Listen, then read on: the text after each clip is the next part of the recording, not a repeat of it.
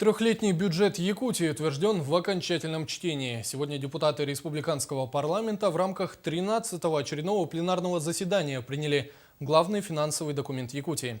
Принятию закона предшествовала большая работа согласительных комиссий и комитетов Госсобрания. На чем сэкономим и что сохраним, узнала Юлия Михайлова. Увеличить расходы в главном финансовом документе в первом чтении требовал почти каждый депутат. Ко второму чтению поступило свыше 100 поправок. Приняли треть из них на 836 миллионов рублей. Значительно увеличили поддержку арктических территорий. Мы значительно увеличили программу, инвестиционную программу по линию добрых дел и по поддержке сельского хозяйства.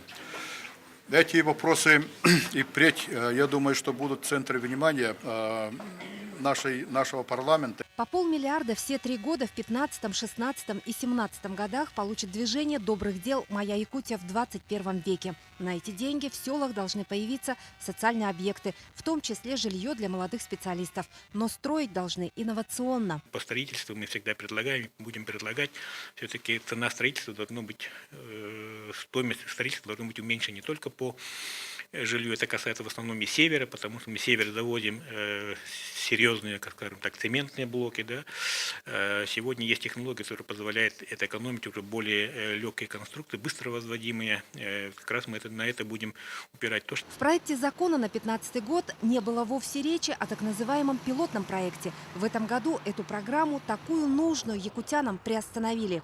Сегодня эта строка в документе появилась. Поддержать строительные компании по возведению многоквартирных домов все же решили. На эти цели направят 227 миллионов рублей. Это с учетом и тех граждан, которые ранее уже попали в программу, но жилье еще не получили. Сумма обновления дорожной сети Якутска с прибавкой в 264 миллиона рублей почти приблизилась к той, которую предложил глава республики – 700 миллионов рублей. Государственная дотация оленеводу должна дорасти с нового года до 15 900 рублей.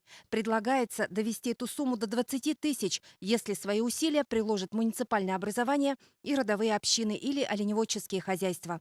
Через полгода депутаты посмотрят, как заработает эта поправка на деле. И если что, спросят строго. А где изыскать недостающие средства? Ведь бюджет приняли с большим дефицитом. Оптимизация затрат на содержание госаппарата, да, это касается не только государственных бюджетных, да, естественно, это касается и нас, то есть аппарат парламента, это касается и муниципальных учреждений, и это все сейчас заложено в постановлении. То есть мы должны оптимизировать свои затраты содержания всех как бы, скопом аппаратов и получить определенные средства. Юлия Михайлова, Иван Семенов, Петр Павлов, Андрей Никифоров. Новости НВК «Саха».